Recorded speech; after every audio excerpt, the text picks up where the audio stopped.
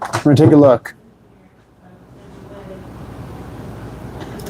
All right, so it's storm season, and my lights have flickered one too many times. We're in a newer home, and it's time to get surge protection. I'm done playing around with it. So what surge protector do you need? Well, that is not such a simple answer. So we're going to educate you so you guys can make an educated decision on what you need. So what we're looking at is going to be these numbers here. It's going to say, what is surge? So a surge is a high voltage electrical that travels through your AC power cable lines and potentially damaging home electronics and appliances. What are we interested in? Typically, you're interested in this here, 36,000 amps. That's what you want to know. How many amps of protection? But it's not that simple because these numbers here all correlate to each other. So let's look at these numbers. On the side, we've got 1,890 joules, which everyone thinks that surge is rated in. We got the MCOV, you got the VPR, and you've got, all of your specs here. If we look at this one, we've got the same thing. We got the MCOV, the VPR, and you can see this one's only rated at 25K.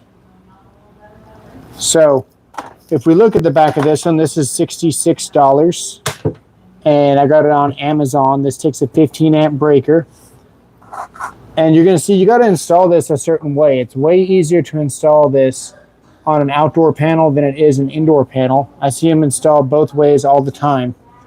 This one here is a simple breaker that plugs into the panel. Let's look at what protection it offers, because this is where a lot of people get confused on what surge do they need. So this one's going to require a professional to install it, no doubt.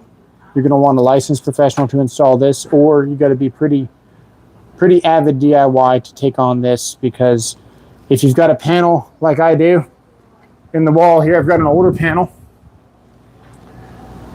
and you're going to see there's my blank space. This needs to get installed down here. The wires need to extend into the panel, and we need to land these wires on a breaker. We cannot extend these wires. If we do, the warranty is void. There's a bunch of other things that will void your warranty. We don't really care about the warranty. I don't expect this warranty to actually pay out. I expect it to protect my appliances, though, and whatever else I plug into around my house.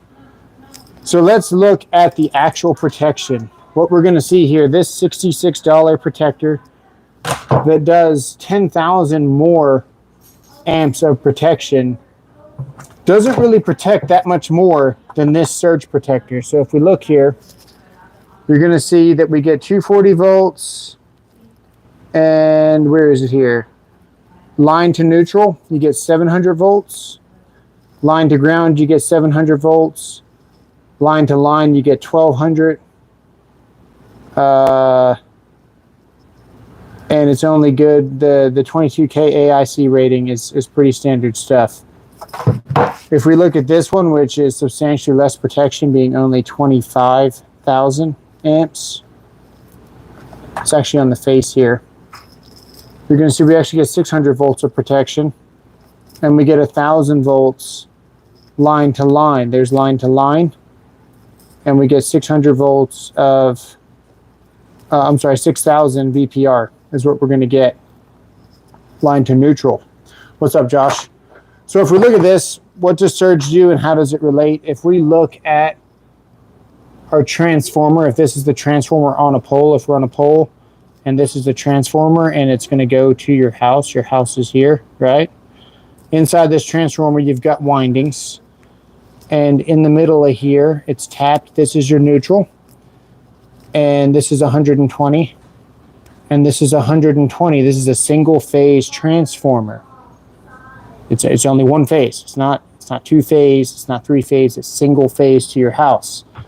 This is not a three-phase breaker. It's a single phase breaker. What's interesting here is it says per phase on here. If we read this somewhere here, let's see if we can find it. Right here. The marketing, 25,000 amps per phase. They don't even know what they're talking about. So it's not per phase because this is all the same phase.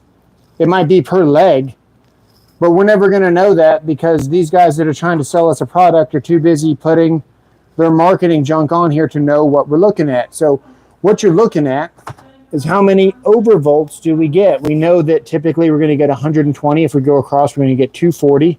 So we know that this THQ Surge 2, this GE breaker, is going to give us 600 volts line to neutral. So from here to here, we're going to get 600 volts. And line to line here, we're going to get 1,000. And it's going to install very quickly, and we're going to get the protection that we want. When we buy this for just a little bit less money, but keep in mind we still got to buy a breaker. So these are almost the same price. You're going to get a little bit more protection on this because it's a bigger unit. But you're still going to have to buy a breaker to power this. You're going to have to buy JKL to get it in the wall. And you're going to have to buy some flex and a connector. And hopefully your wires are going to be long enough because we can't extend these wires. We'll void our warranty and it won't work. So you're going to see here that we get 700 to 1200. So you're going to ask yourself, is 100 more volts going to matter in a freaking lightning strike? If we look up how many volts a lightning strike is, it's like 300,000 volts. I think it's more than that. So why are we worried about 100 extra volts when we're dealing with lightning? We're not dealing with lightning. If lightning strikes your house, you can kiss all your stuff goodbye. There is no protection. Surge cannot protect you from lightning very effectively. What you're looking at is your sine wave. Sine wave going like this, right? We got our sine wave. As we exceed the maximum power of what the transformer can put out, you start getting little spikes. If you have a generator, and it's good for about 12 amps max of power, and you got a generator here, and you start pulling more than 12 amps, your sine wave starts to get little spikes at the top. And that is a surge. Anything that's over the voltage that you would typically see in your house is going to be defined as a surge.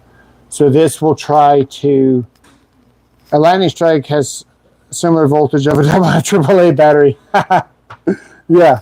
So there's no point in trying to protect against lightning strikes. You can protect against, static and stuff like that. But if lightning strikes, it's going to... I got a lightning surge protector on Amazon from Kansas store. $32 to save my house from multiple lightning strikes each year. 650,000 volts. Nice. So, if we're looking at, actual, like this is a pole, right? And we got utility lines that are coming through. And eventually we get to a house here, and your house has a panel, and it's got a ground rod, and the ground rod is grounded, and this transformer has a ground wire, and it's grounded to the earth. And another house here has another panel, and it's got a ground rod, and it's grounded to the earth. This is where ground rods kind of help, because voltage is very high for lightning strikes, and you can actually dissipate energy across the earth with higher voltage. What ground rods don't do is they don't help trip breakers, because the earth is not considered the path for a ground fault. It's not supposed to trip a breaker. What ground rods are good for is exactly this. These things are designed to clamp the extra voltage to ground and dissipate it through the earth. So it's essential that after you install one of these, or before you install one of these, you make sure you have a good grounding electrode system in your house. If not, there's no point in these. This is where grounding electrodes actually help for surge. That's about it. So we touched on that yesterday, but we were talking more about equipment grounds and how does it work with breakers. Ground rods don't really work with breakers at all. But this is where grounding electrodes are necessary. So if we're going to install this, I'm going to have to get a tripod and put it on there. But we wanted to talk a little bit about, to educate you on what you need. So the basics of this whole discussion right now is how much protection do you need? Because This is 36,000. This is 25. It's a 10,000 amp difference, but it only gave you 100 more volts of protection. So what we're going to do, we're going to install this surge breaker here very shortly. And yeah, let me get set up, and we might start another live, or I might make a video on it, or we can do it live right now, but it's going to take some time. So maybe we'll see you guys here in about 10 minutes or so. I'm not going to hold up the live. Appreciate it, Joshua Wilson. You guys want me to install this now?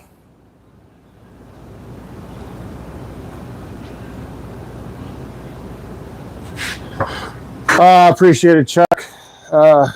It's not every day that you get another compliment from another man.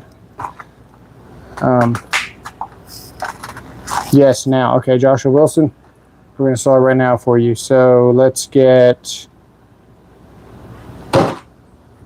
By the way, I'm testing this chainsaw for you guys right now. I'm laying on its side for both ways. We laid it like this overnight to check if the oil drips, and it doesn't. And then we had it laying both ways. So this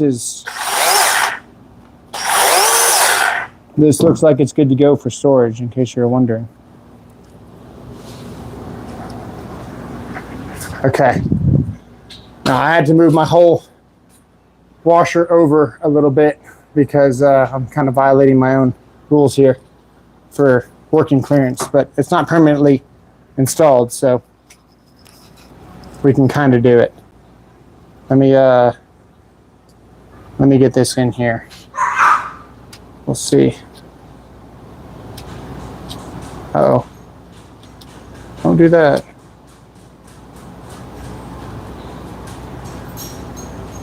Okay.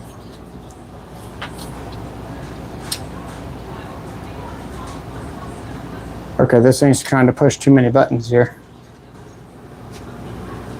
Let me switch it around here.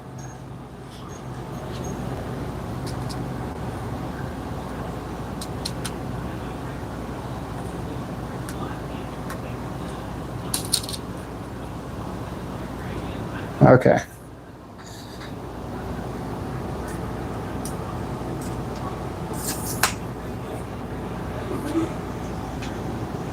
About to open this panel.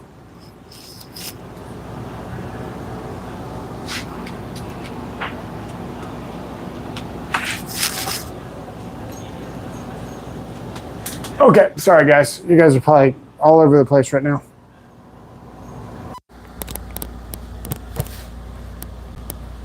Cool.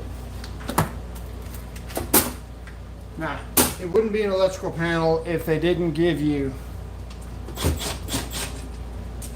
almost no threads to actually grab the panel cover.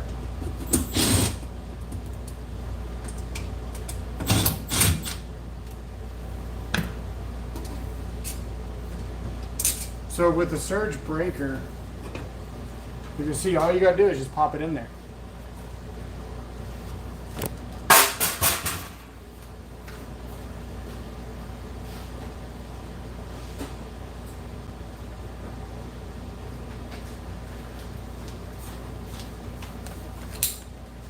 Barely even need any tools.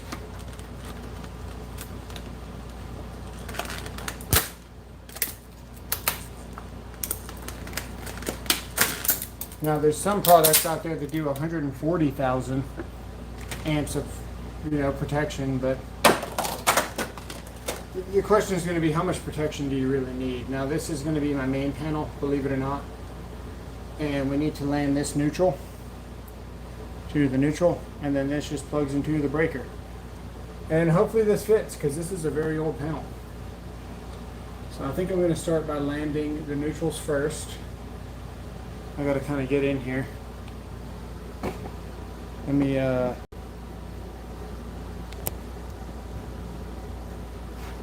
get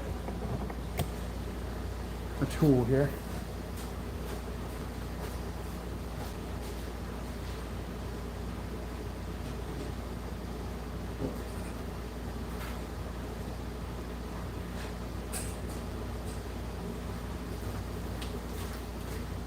This is why I prefer this screwdriver, because it's got so many variations to change out pretty quickly. And you kind of got them all ready to go. Get the Volt Claw. I think you're right. I think we should get the Volt Claw.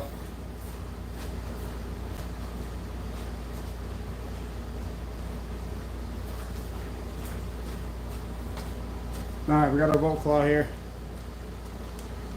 And I'm going to try not to put my head too far into the screen here. But I do also want to see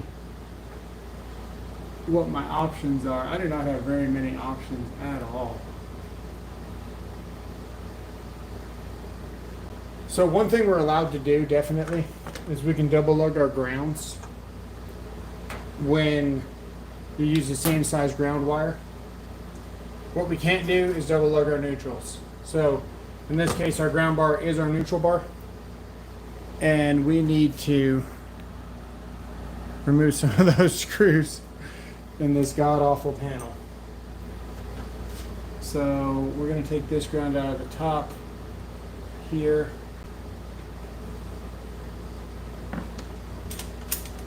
And relocate it to another lug.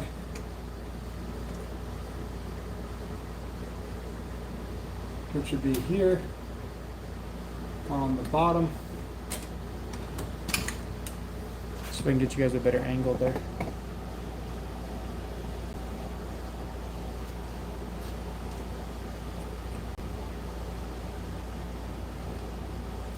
This thing is like a rat's nest, man. See if I can angle you guys up. That was my microphone.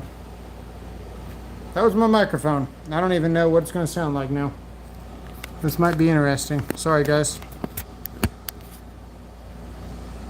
Okay. So, if the sound still works because of technical difficulties.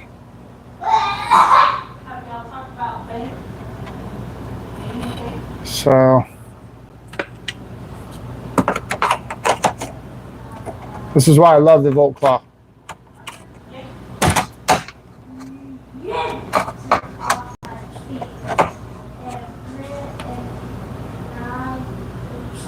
So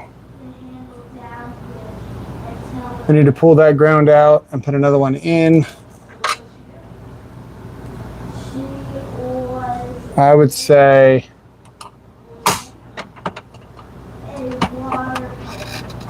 if you got a panel that looks like this, don't do it at home. Get somebody else to do it for you.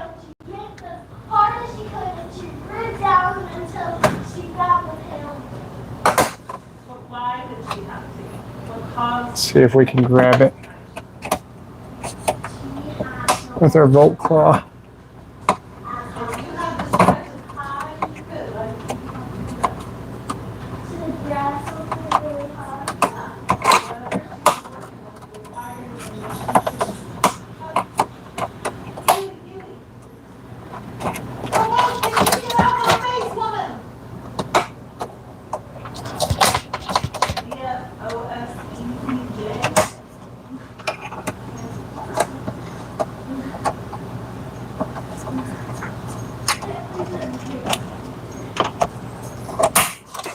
There you go. So the Volt Claw just grabs the wire, pulls it right out fairly safely. It's a good tool. We're going to leave this chilling here for now. I'm going to go ahead and install my surge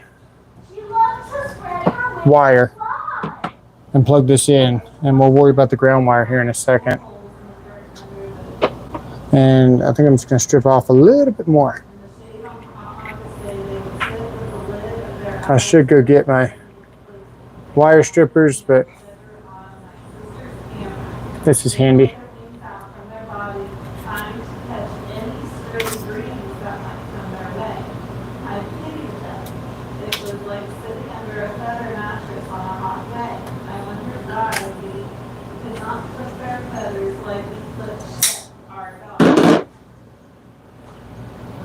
We're going to land this on here. Remember, our grounds and neutrals are the same.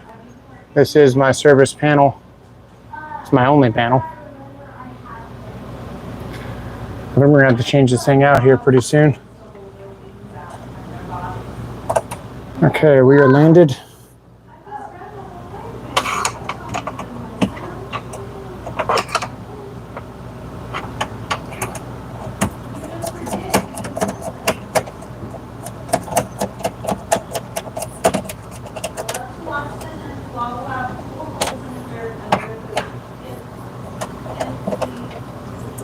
We'll let this hang so you guys can see what we're doing here.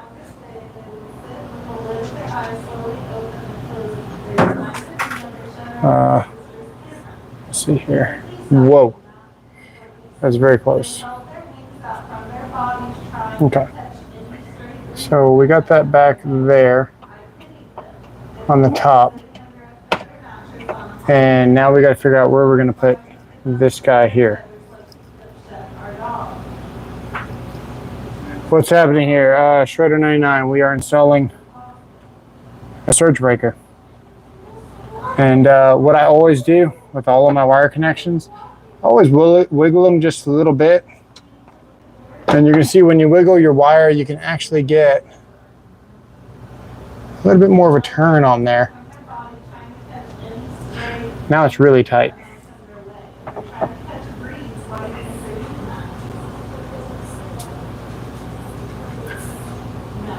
Okay, so we are going to just kind of hook these right there. It's going to hook on that spot right there. We're going to lean it back and rock it forward is what we're going to do.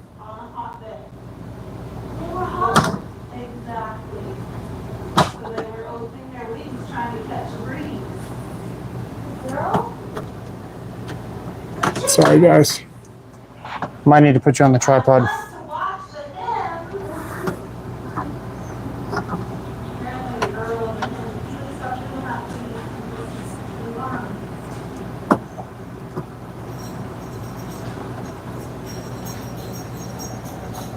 We want to line up the front there. See, we're now plugged in. We are now installed. So our surge is good to go now. Not too worried about wire management in this panel. Honestly, I'm just glad to get the heck out of here.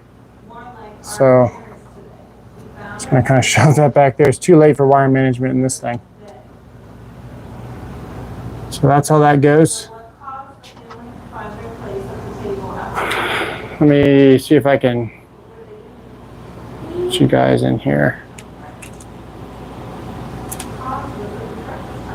Oh gosh, hang on.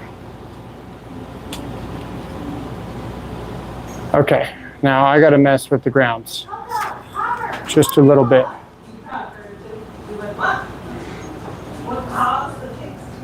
Let me figure out where we're gonna land this. I got a lot of neutral spots. I do not see a whole lot of ground spots.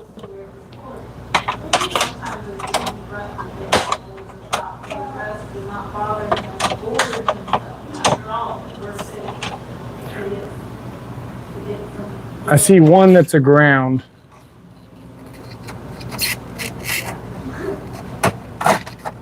This is actually an interesting ground that we picked here because this ground actually does not go anywhere. This ground is loose leaf. And it doesn't even go anywhere. It's almost like a pull string that somebody put in here. I'm going to put it back where I found it, just based on principle, but that's pretty insane. I think we're going to sneak it down here. We got to make sure we don't loosen a neutral, because we'll turn off something. I would love to get this back on an actual ground. Or maybe we should just pull it out.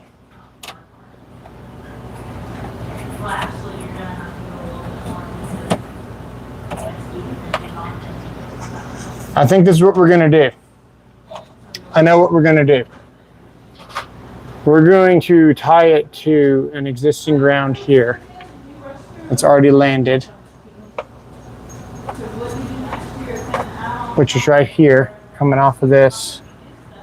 So we're going to kill the breaker that feeds this for safety, which should be this one. Yep, that is an air conditioner. And we're going to leave the ground wire landed on the bar, and we're going to make a splice on this ground wire. Sometimes you just got to know when to quit, because what we don't want to do is move around this panel too much, because obviously it's very old. And I think I'm just going to make a really, really bad joint right here. And then shove the wire nut in the back of the box and then tie this ground to it. Because as you can see, the whole thing moves, and I don't want to have to replace a panel for no reason. So that's what we're going to do.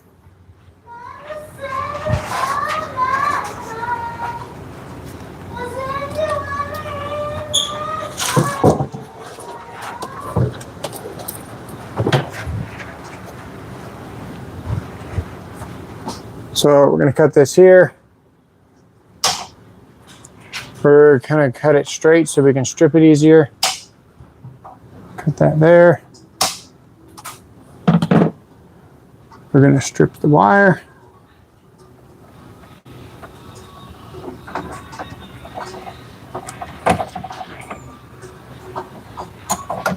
Strip the wire here. And we're going to get a Waco.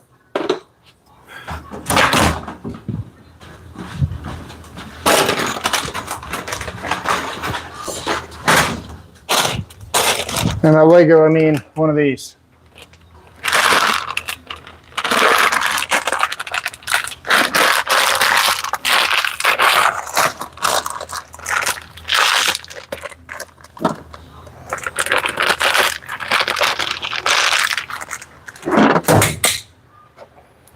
Just lift these little levers up.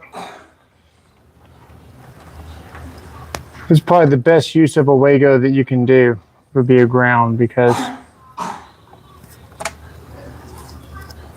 they're not normally current carrying. So I think it's perfect. I don't have to worry about it failing, because I don't really trust Wagos that much.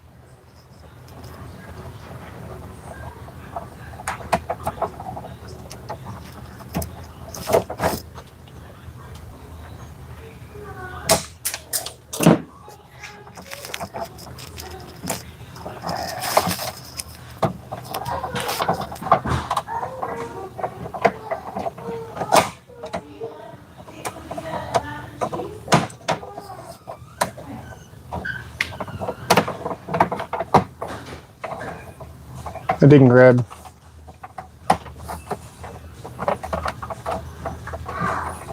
Maybe reason 52 not to trust Wagos. They just don't grab, man. Wire nuts are so much better.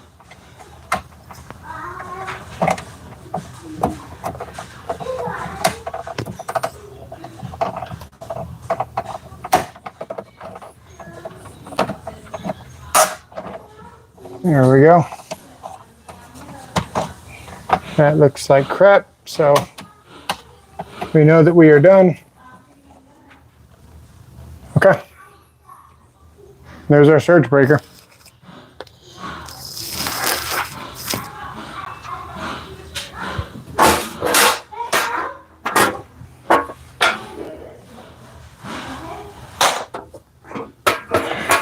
Now we got to knock these blanks out.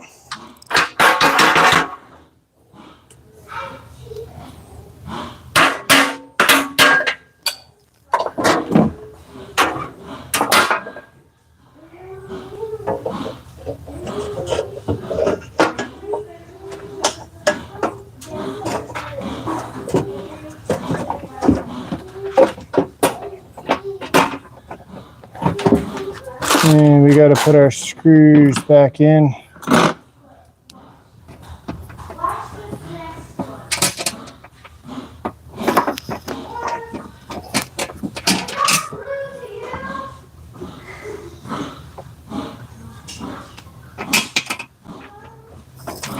think that's it. Let me take a peek.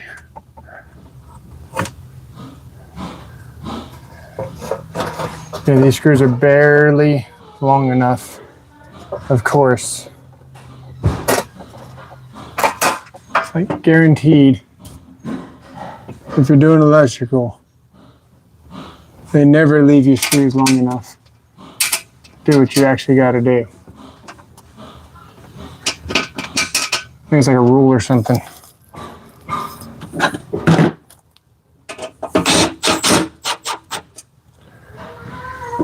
I don't think that grabbed. It did grab.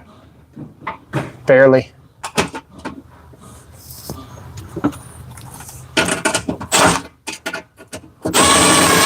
Nope. Let's try this one.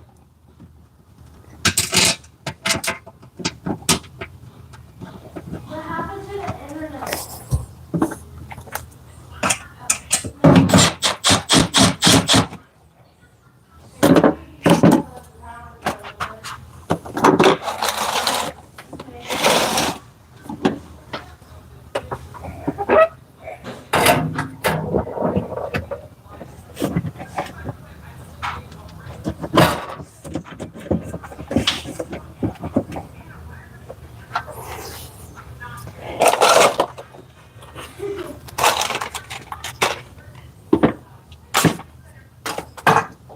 Yep. I will check the chat here in a second.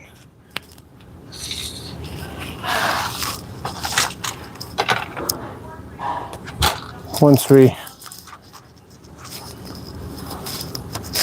locate all the screws.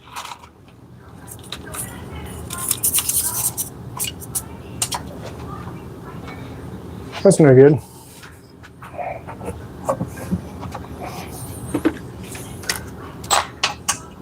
I think I'm going to grab longer screws while I can.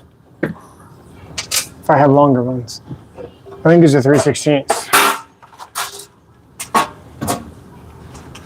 Here, look for longer screws.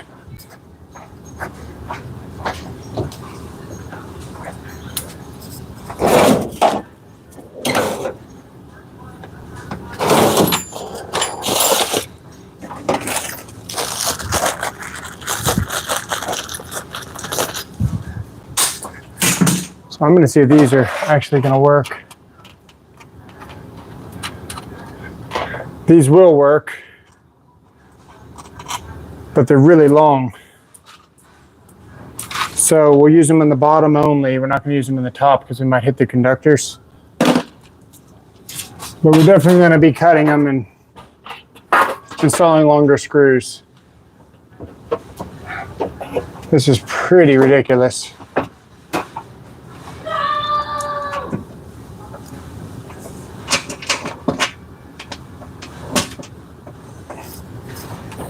We get like a thread and a half,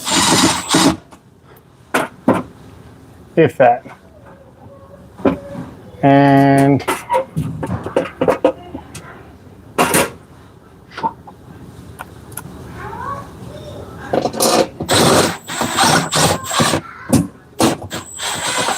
please.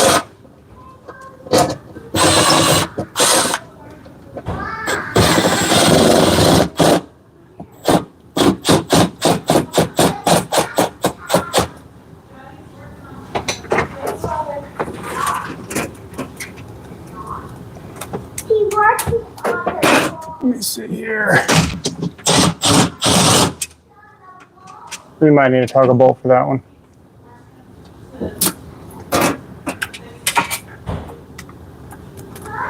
Wow, this has got to be painful to watch. Because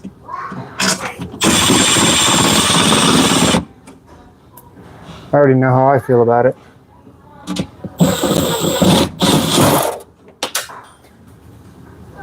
That's nice. Let's go cut these.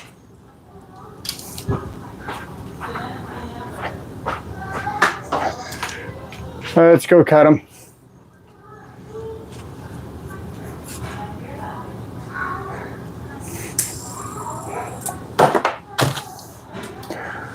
don't think the Knipex is going to fit these bolts. No. Are they? No, they're for 6. These are 8s. We can use...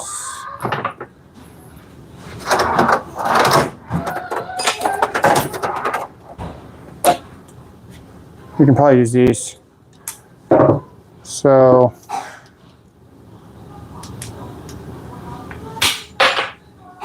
let's go try it.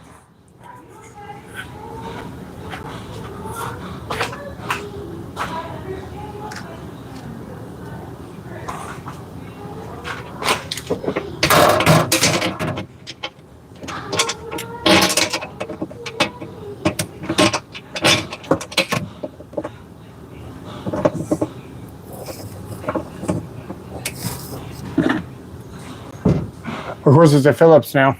It's awfully nice of them to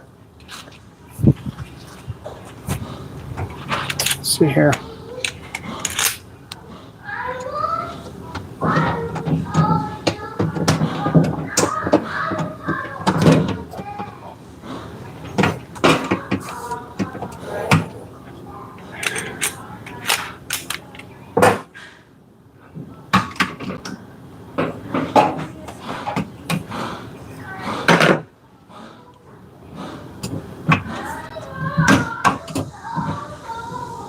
It's going to take longer to get the cover on than it is to get the surge breaker in.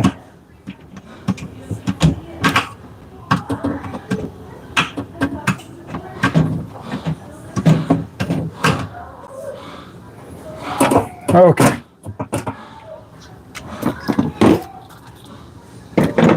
I think we're going to put 2 in there for now. And I'm going to cut the rest of the bolts. Let me catch up with the chat. What's up?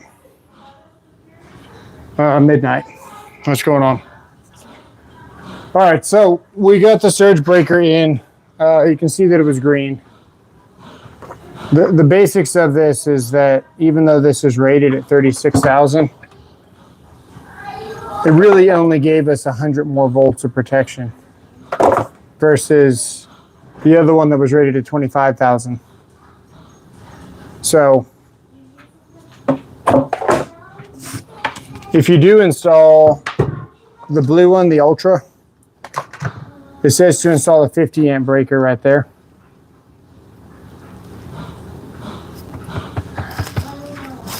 Yeah, man, that kind of kicked my butt for a little bit. It happens, I suppose. We are going to probably cut the rest of them, I think is what we're going to do.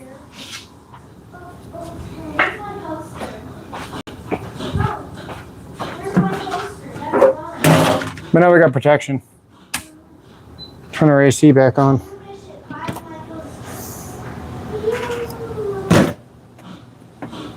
Mike Holmes, yeah, exactly.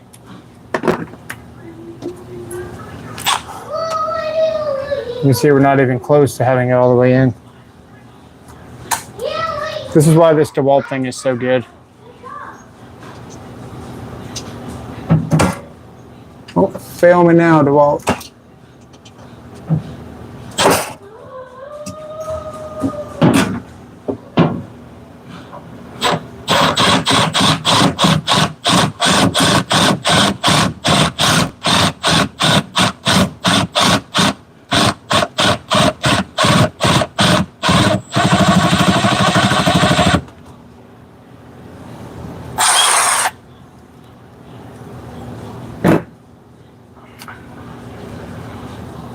I think this one is ready to get tightened more. I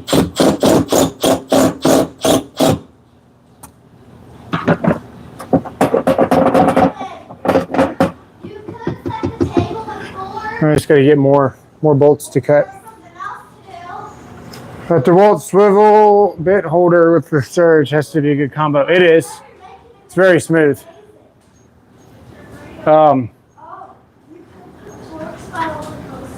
Man, I can't believe how much trouble that panel gave me.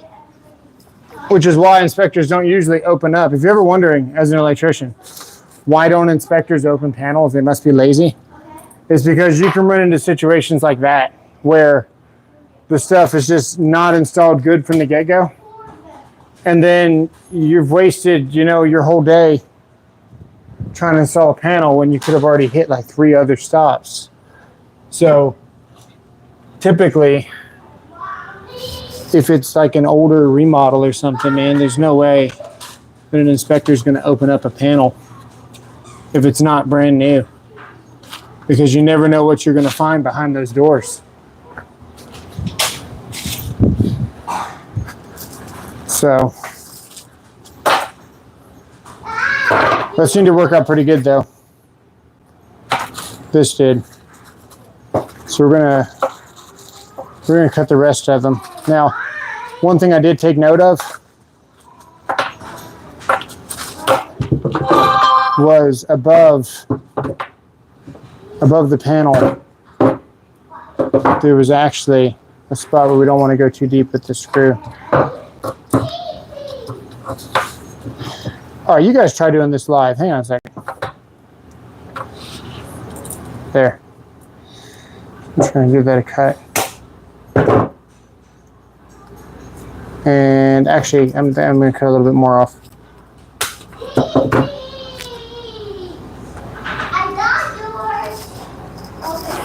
Huh. Too noisy. So now you can actually find the hole, which is usually achieved by putting hair on it, but there we go.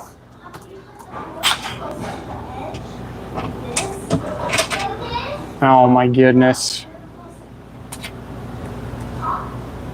Let's see if we can find it again.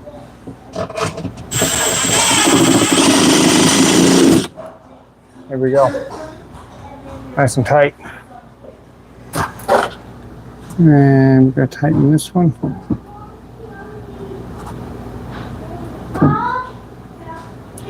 The DeWalt swivel for the win.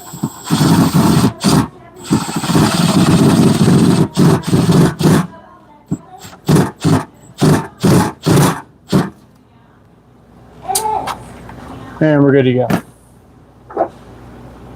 And there's our surge breaker. And you can see how it's like horribly like not fitted, man. These are just, it's just old. It's the best it's gonna get.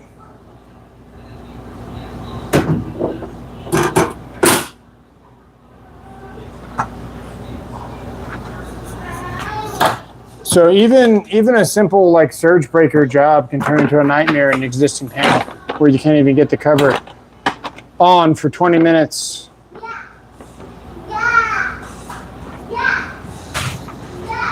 But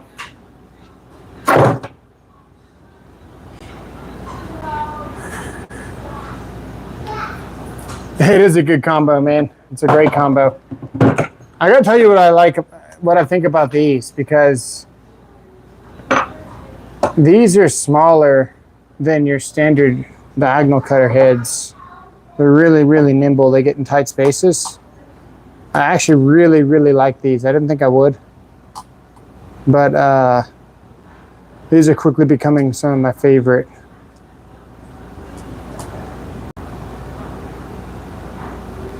You just bought the 5-piece kit? Yeah, it's a good kit. It's a good set. What's up, Paul W?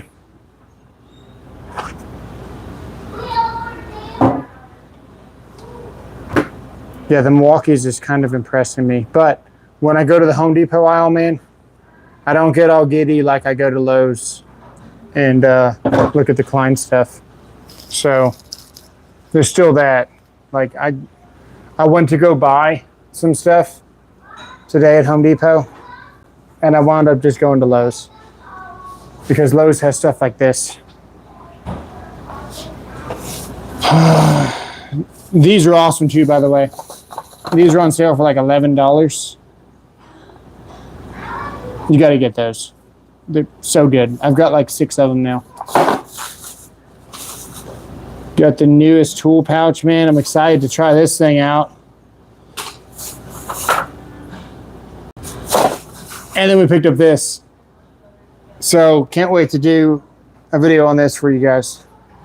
But we're going to update our loadout. So we're going to have a video with a new loadout.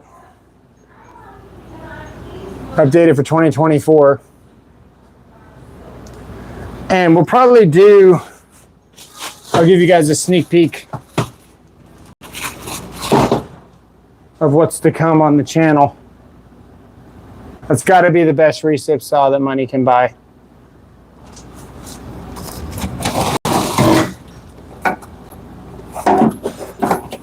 But I'll let you guys in on a little secret. See how there's no like back pocket here? See how it's like two separate pockets? Check this out. Not exactly. They can be like snake oil. They do work. There's metal oxide varistors. They can help.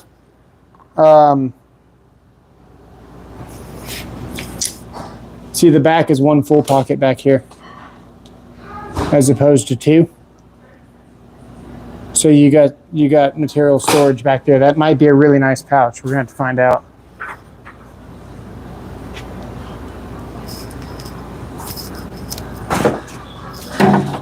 But yeah, I think we should look at this guy, because it's very much like the Tough Built, but not, with the meter holder.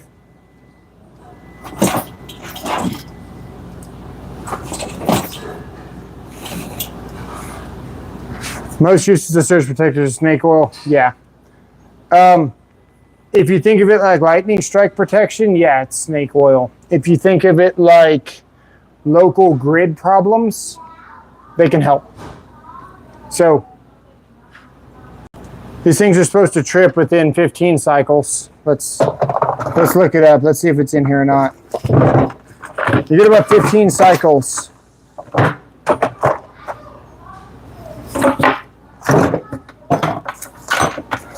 Let's see if we can find it in here.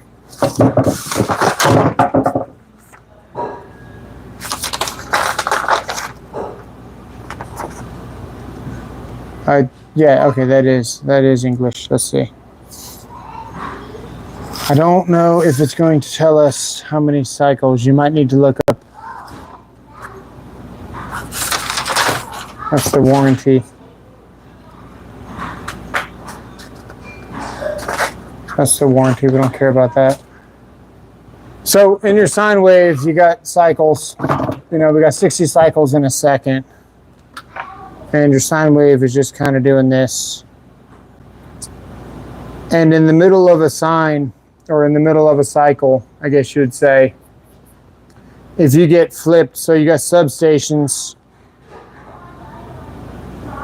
and you might have a substation across town. And you got different grids with poles and stuff, and your house is here. And especially like me, if you have construction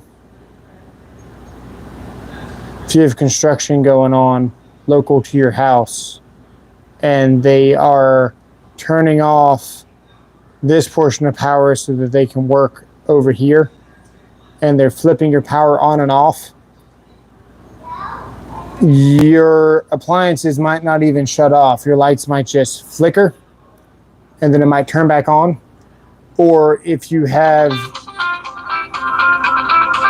sorry guys, or if you have like wind or whatever, and you see your lights flicker, that could be a surge, because you might be switching, power sources for that moment, and when they switch you, that can be a surge. But if lightning strikes your house, man, I might have to answer this. Hang on a second. We're good. I also subbed and liked on 12 phones. I appreciate it. So, yes, it just depends on how you look at surge. If you're trying to protect against lightning strikes, they're just not going to do it.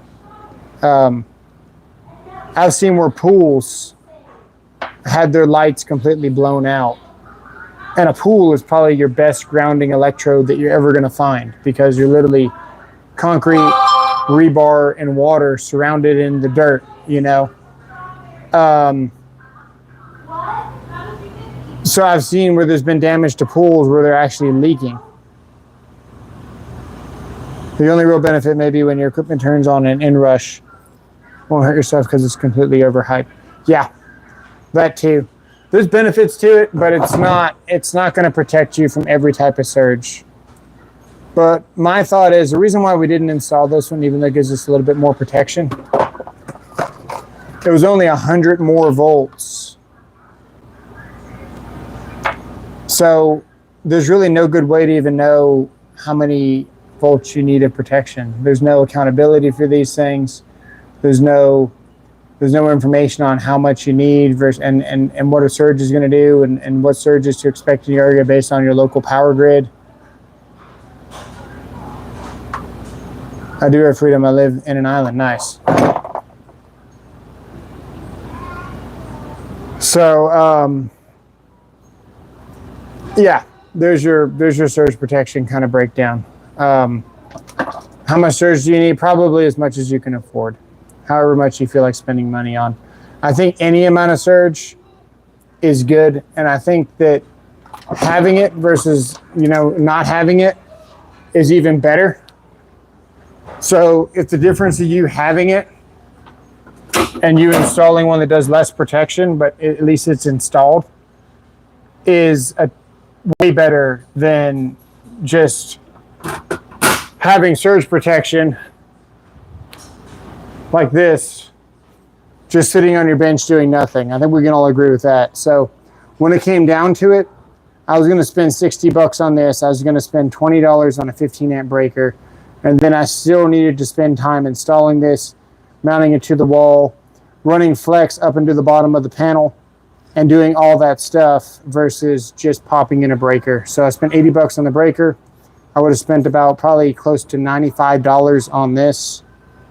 There you go.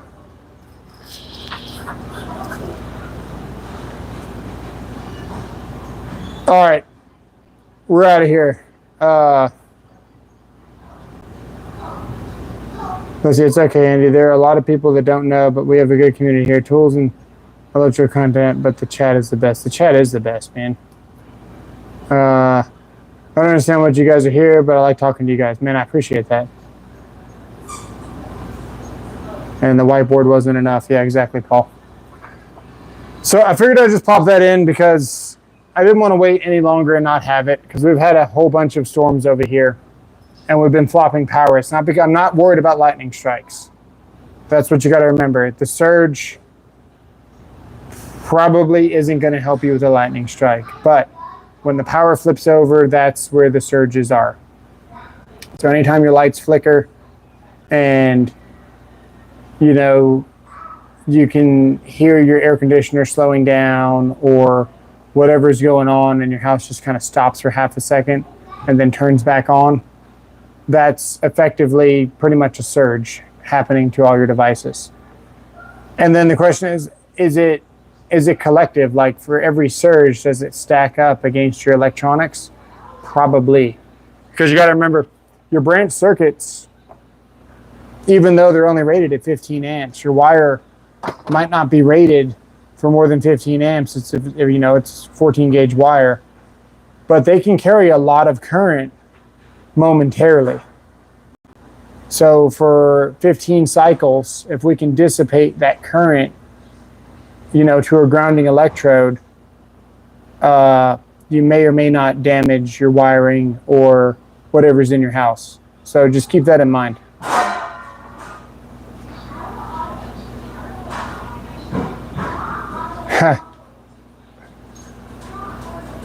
I'd rather have a bank of capacitors. Nice. I agree with that one. A safer storage block/bank. I think he's talking about using the capacitors to absorb the energy and just charge the capacitors. Not necessarily a battery backup system there, Josh. But what's up, Diligent Dave? Yeah. Mr. Mayoff, can't wait till your birthday either. All right, we're out of here. We'll see you guys later. I got some content to make. See ya. Big corporations this year. Oh no, let's get him. It's all his fault.